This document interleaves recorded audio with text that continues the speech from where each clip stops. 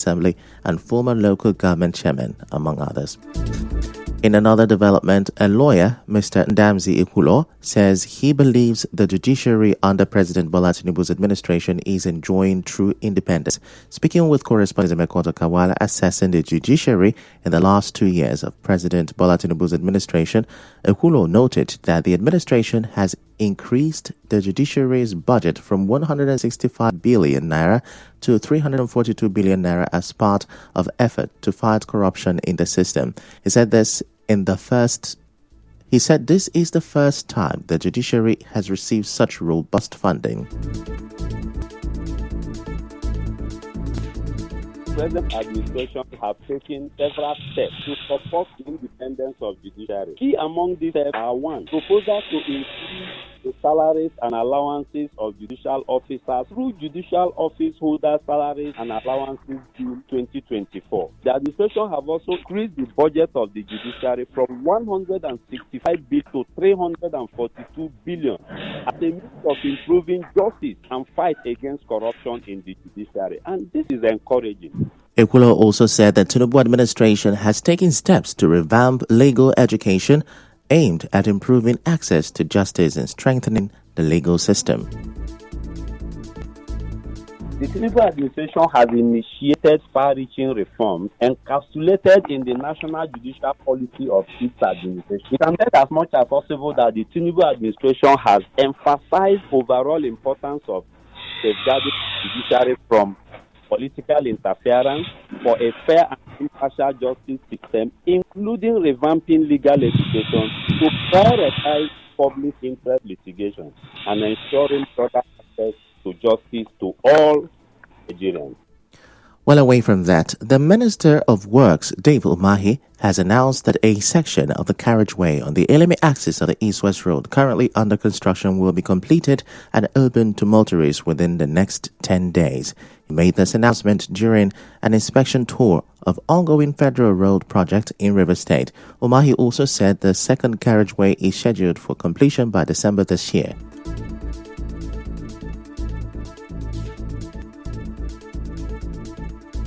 Because we've scheduled this carriageway, decade-bound, this project is within very serious economic corridor of the nation, Nigeria. Very happy with the quality of work being done. We've directed the contractor to wrap up this carriageway because he's selected for commissioning in the next 10 days. They have to do day and night, based on what the controller says. I'm very, very happy with the outcome of this road.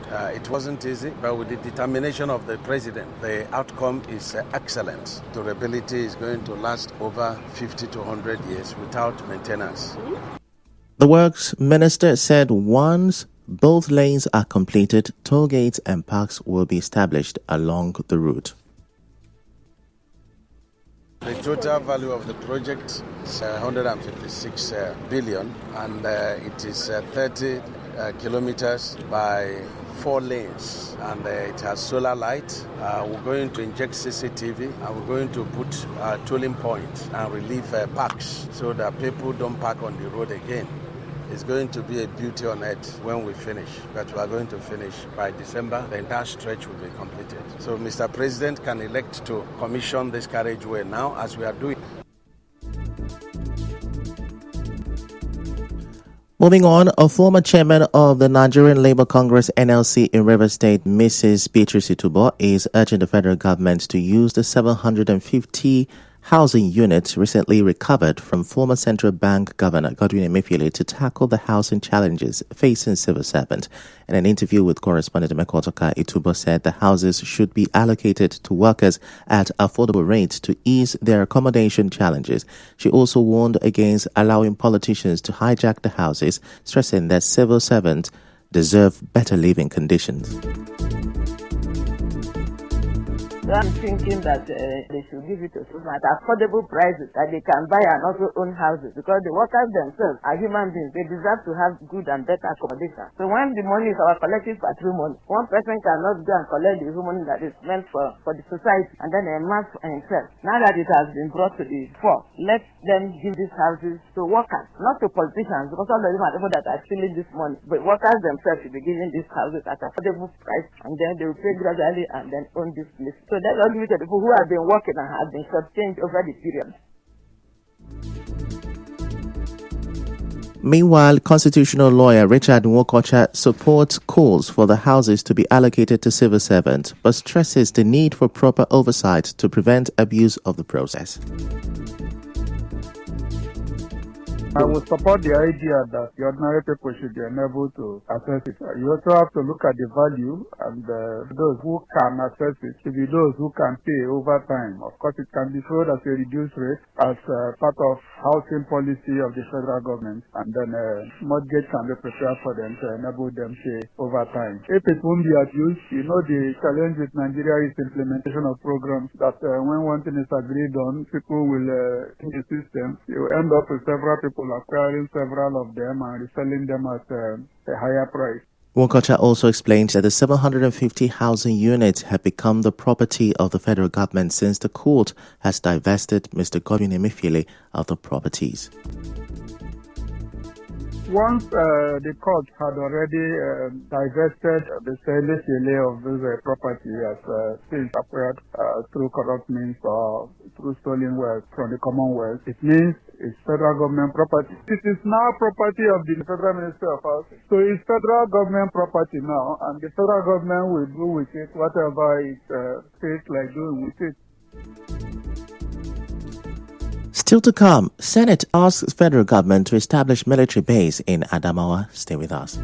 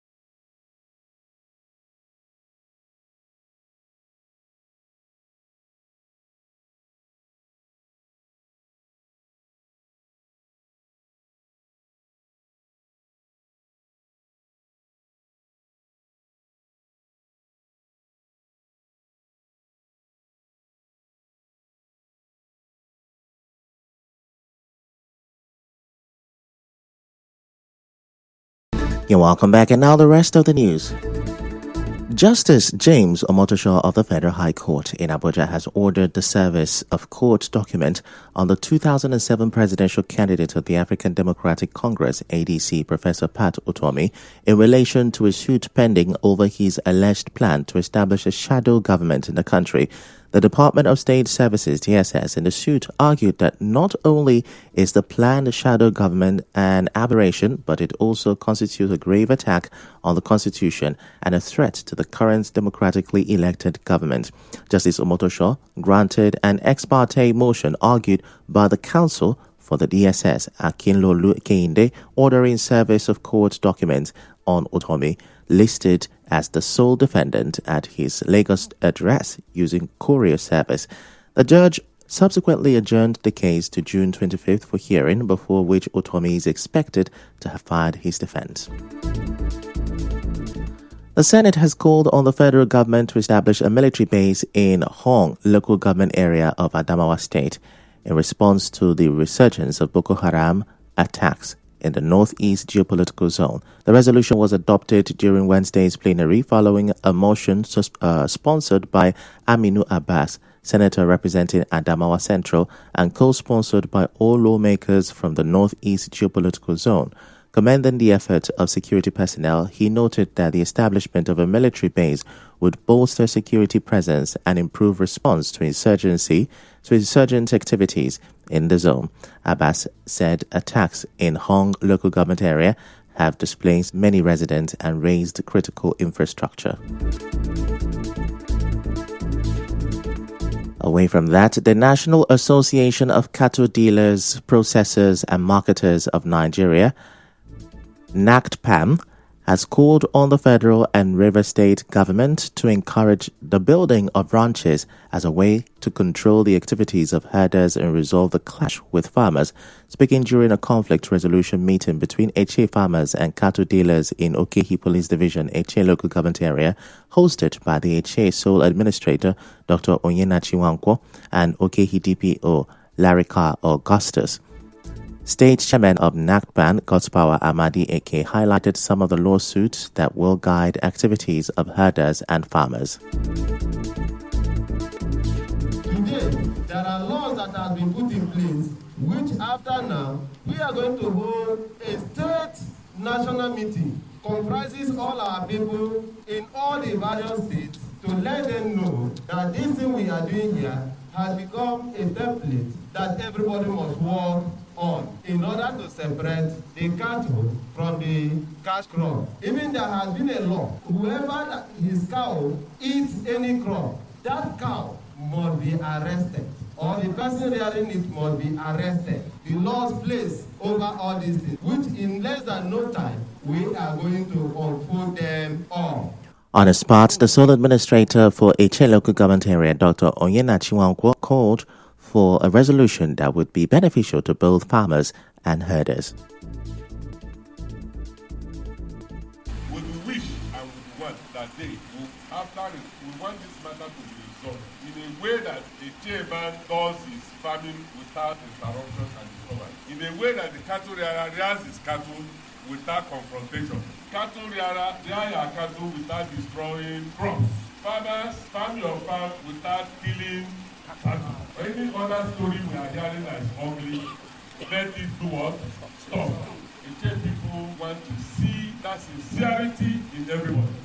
Also, Eze Ken Wala, speaking on behalf of Onyishi Eche, Eze Emmanuel Oporum recalled a previous agreement with the leadership of Mietiala in 2016. He said the people of Eche would no longer tolerate herders invading their farms.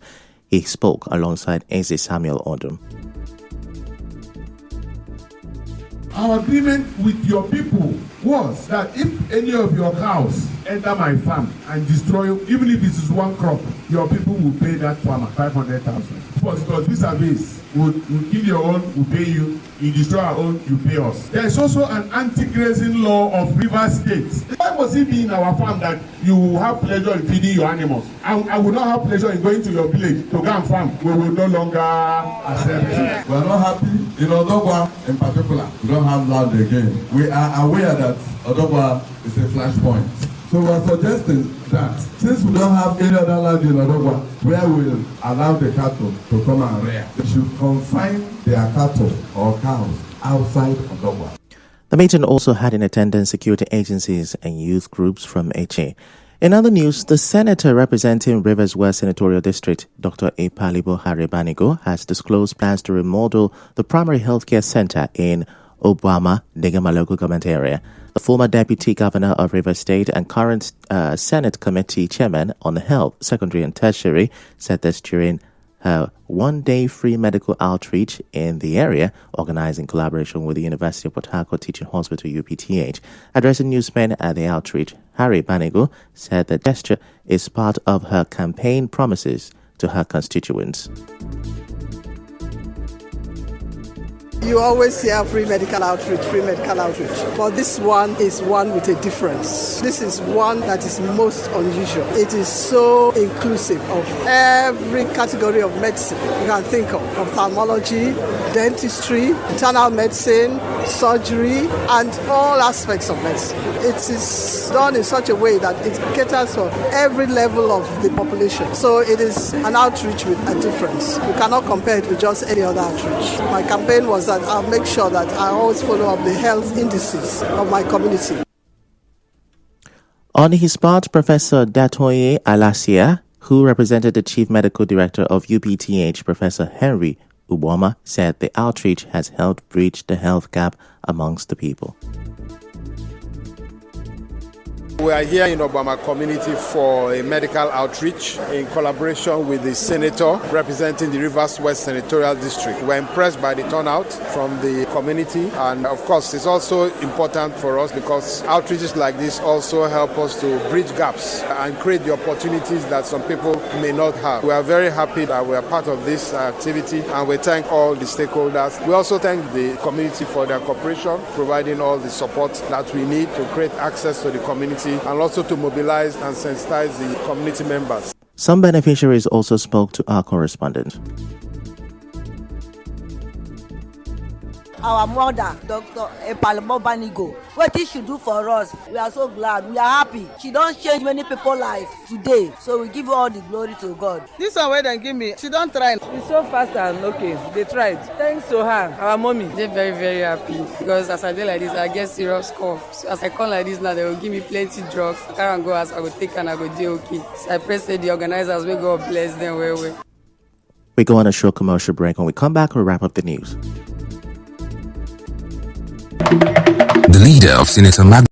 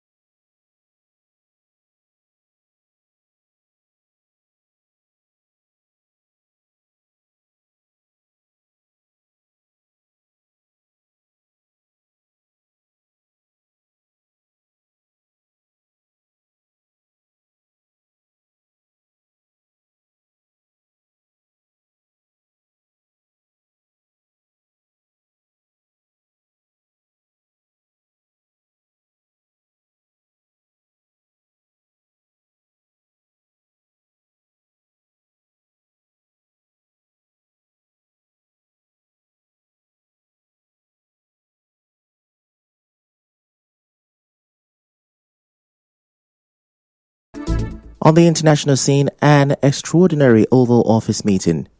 In an extraordinary Oval Office meeting, U.S. President Donald Trump confronted South Africa's leader with video over discredited claims of a white genocide in South Africa.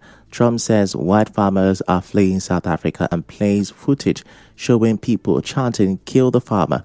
Responding to the footage, President Ramaphosa says the chants don't represent government policy. Recall that a group of 59 white South Africans recently arrived in the U.S., where they will be given refugee status. And that's a wrap on the news this morning. Before we go, let's have a look at the major stories. President Tinubu has told the Supreme Court that there was no government in Rivers State when he declared an emergency rule. Stakeholders are urging respect for Governor Fubara amid demands for public apology. On the foreign scene, U.S. President Trump ambushed South African president in the Oval Office with claims of wide persecution.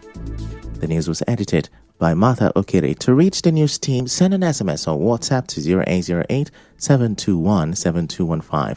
I'm Ifechukwu Mwanyeli. Many thanks for listening.